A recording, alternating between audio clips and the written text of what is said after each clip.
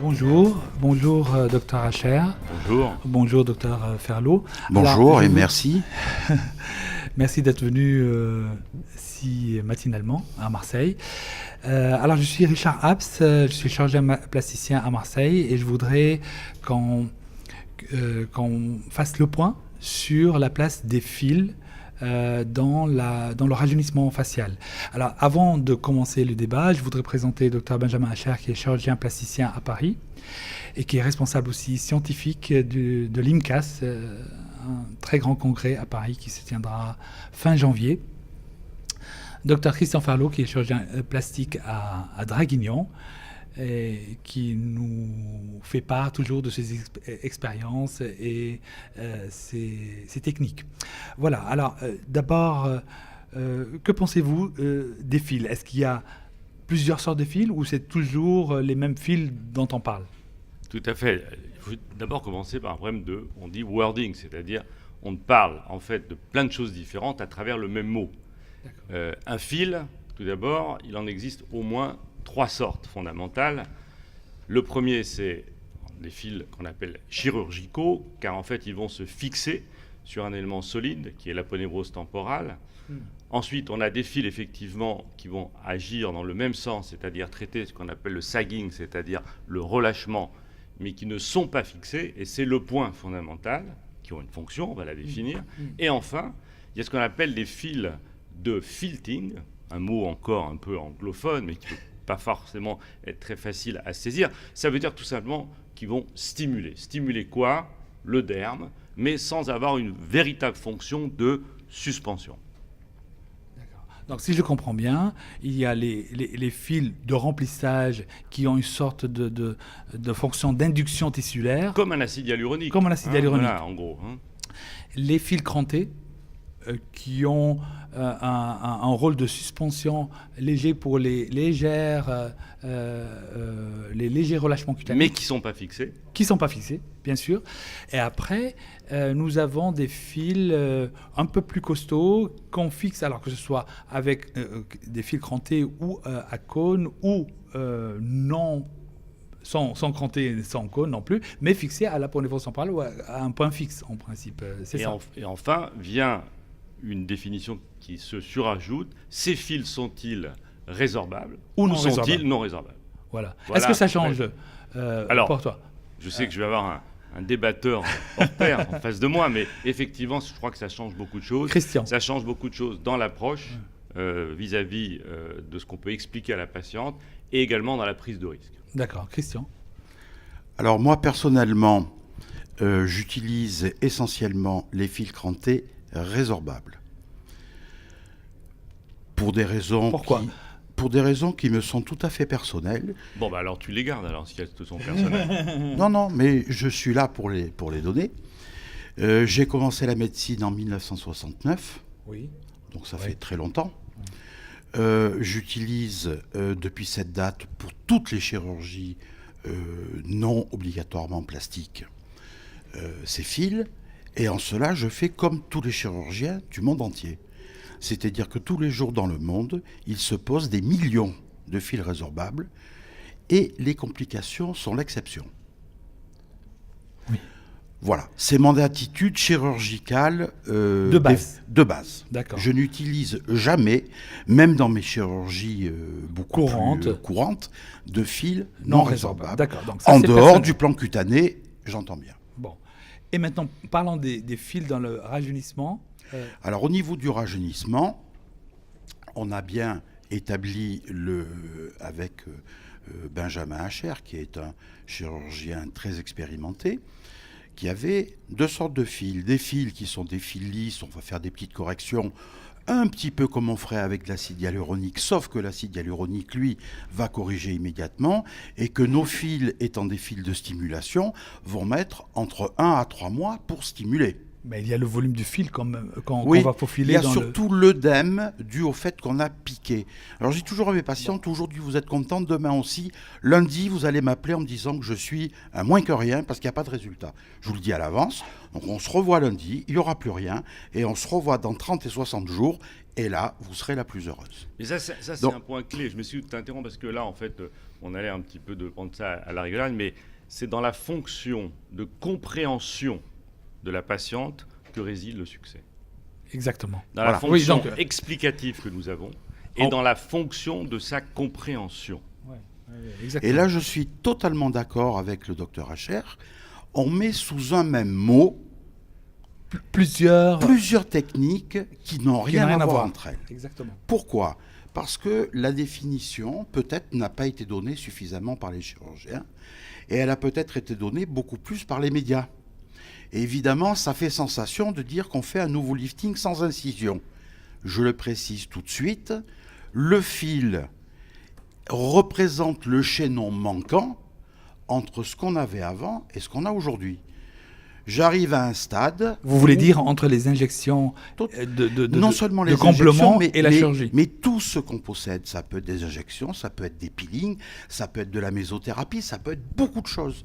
Et à un moment donné, on est un peu coincé et par contre, on ne va pas proposer un lifting parce qu'en tant que chirurgien, on a décidé que cette personne n'était pas candidate à un lifting. Et là maintenant, on se rajoute un petit instrument sur la palette qui va permettre de combler cette espèce de no man's land pour lequel on n'avait rien. Et maintenant, on a quelque chose. D'accord. Maintenant, pardon, je vous interromps. Je sais que vous êtes adepte de la méthode forte avec une suspension à un point fixe. Bon, alors évidemment, après 40 ans de chirurgie, on ne renie pas ses origines. Oui. Hein. Si c'est pour mettre, comme dit Dr Hacher, des petits fils... on les appelle d'ailleurs, ces fils, hein, le nom connu dans le monde, c'est des free floating. Ça veut bien dire son nom. Ils flottent librement. Si vous dites à un chirurgien, vous faites un pansement sans sutureux, ça va se suturer tout seul. Ouais, pourquoi pas, ça se fait. Mais la règle, c'est pas ça. La règle, c'est que quand on fait de la chirurgie, il faut des points fixes, il faut des points d'ancrage. Ce qui flotte tout seul. Et c'est, comme disait l'autre, c'est à hasard. Il va se passer n'importe quoi. Non, mais je comprends bien. Mais qu'est-ce que vous en pensez ? Est-ce que c'est... Je suis pas d'accord, évidemment. On va mettre un peu de piquant. Oui, allons-y. Non, le point clé, c'est que tout simplement... Est-ce que ça ne fera pas le fil à couper le beurre, justement ? Mon ami Ferlo représente exactement ce que nous sommes de par nos origines. Nous sommes, on l'espère, des gens qui aimons la médecine, qui aimons les choses sérieuses. Et on n'aime pas tellement les procédés light parce qu'on n'a pas été formé à ça. Mais le monde qui nous entoure est une nouvelle planète. Et tu viens de parler du fait que ce sont nous qui allons poser des indications. C'est vrai pour une part, heureusement. Mais c'est surtout maintenant la demande de la patiente. La demande de la patiente a totalement changé. Et qu'est-ce qu'on fait avec ? Ils ne veulent plus de chirurgie. Nos indications ont diminué. On a une alternative. Cette alternative, c'est « Docteur, je ne veux pas de chirurgie. Je ne veux pas d'abord chirurgicale. » Ou alors une chirurgie light, une chirurgie légère. Non. Encore une fois, je pèse mes mots. Je ne veux pas de chirurgie. Je ne veux pas d'incision. Nous en sommes là. Bon. Qu'est-ce qu'on fait dans ce cas-là ? Est-ce qu'on leur dit « Madame, au revoir madame, je ne peux rien pour vous » ou est-ce qu'on peut procéder à une explication correcte, encore une fois en s'assurant qu'elle a compris ? Et dans ce cas-là, le fil qui n'est pas fixé, je vais te surprendre, à sa place. Il a sa place si tu es clair, si tu es honnête. Il a sa place si tu expliques que ça va durer globalement, entre 6 mois et 1 an, pas plus. Et on arrête de faire du marketing et on parle à peu près de quelque chose qui tient la route sur le plan de la crédibilité. Et à partir de ce moment-là, c'est ça qui est, à mon avis, le point fondamental, c'est que ces fils sont le symbole même de cette nouvelle fonction que nous avons où on doit gérer du light. Et qu'est-ce qu'on fait avec ce light ? Est-ce qu'on refuse, comme on refuse Internet ? C'est impossible. Ou est-ce qu'on sait le maîtriser ? Et à ce niveau-là, on va effectivement pouvoir proposer un schéma thérapeutique en disant « Madame, écoutez, si vous voulez avoir un résultat, vous allez revenir dans 1 an et vous allez effectivement avoir de nouveau un fil qui sera peut-être implanté avec beaucoup de bonnes technicités et des bons matériaux, on le dit. Complètement. D'une manière à prolonger votre effet. Mais là, on est dans quelque chose de clair. Les médias, effectivement, continuent à souvent faire l'éloge d'un lifting. Ça n'est pas un lifting. Absolument pas. Oui, je comprends bien, mais quand vous expliquez à la patiente, est-ce que aussi vous lui dites qu'il peut y avoir des complications? Est-ce que c'est notre devoir. Attendez, oui, alors, on est des médecins ou on n'est pas des médecins? Qu'est-ce que vous lui dites, Benjamin? Alors, en gros, le point fondamental, je suis tout à fait d'accord. Le non résorbable, dans ce contexte-là, est une prise de risque qui n'a pas d'intérêt. Que moi je ne prendrai pas de toute façon. Très honnêtement, que je n'ai jamais prise. Ils existent. On connaît bien sûr, les très bons publicateurs qui ont publié de manière très intéressante. Ça ne correspond plus au modèle. Voilà, pour faire court. Le résorbable, effectivement, maintenant, il y en a effectivement surtout des crantés et des coniques. Je pense effectivement correspond au modèle actuel. Alors, ce modèle, je pense qu'effectivement, il a des limites et il peut effectivement avoir des problèmes. Alors, le premier point, c'est quelle est l'épaisseur que vous trouvez sous le derme? Est-ce que oui ou non, on a un hypoderme suffisant pour aller passer le fil? Car le fil, c'est ça son paradoxe, doit être assez mis superficiellement pour être actif, c'est-à-dire dans l'hypoderme, on va dire plutôt moyen, mais évidemment là où il y a de la graisse, et surtout pas, évidemment, pour ne pas avoir de problème de visibilité.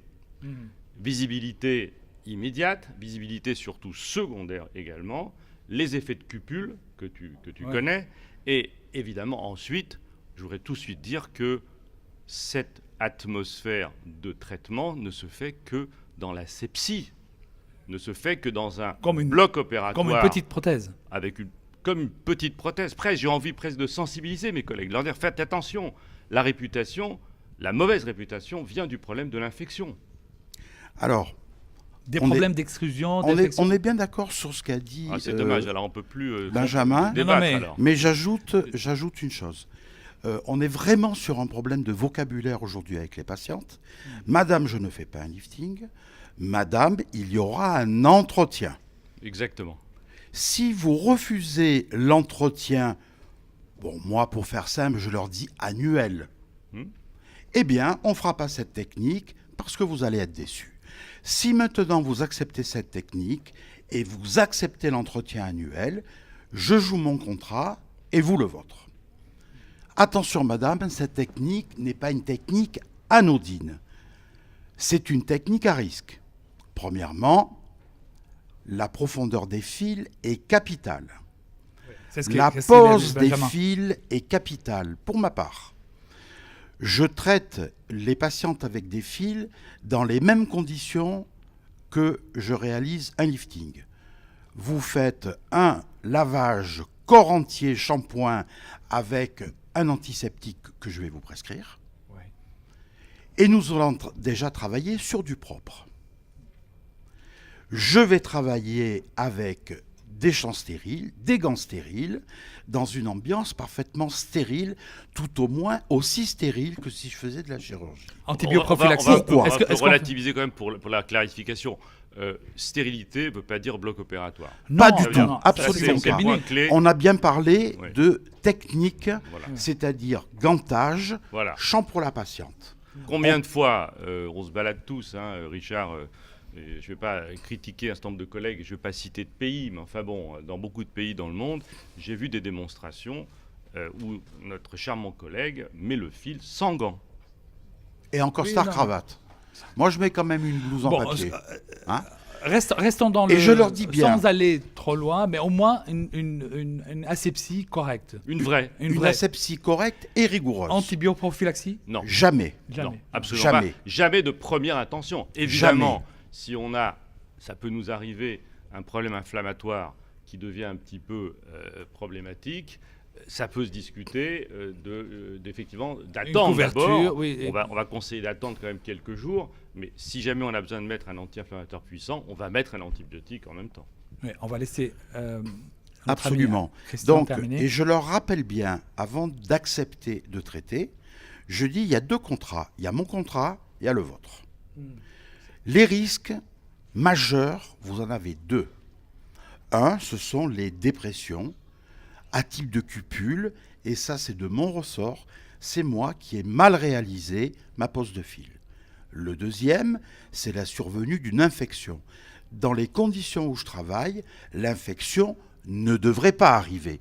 Malheureusement pour moi, je travaille sur un tissu vivant qui est truffé de staphylocoque et pourquoi pas un petit enfouissement au moment de la pose du fil.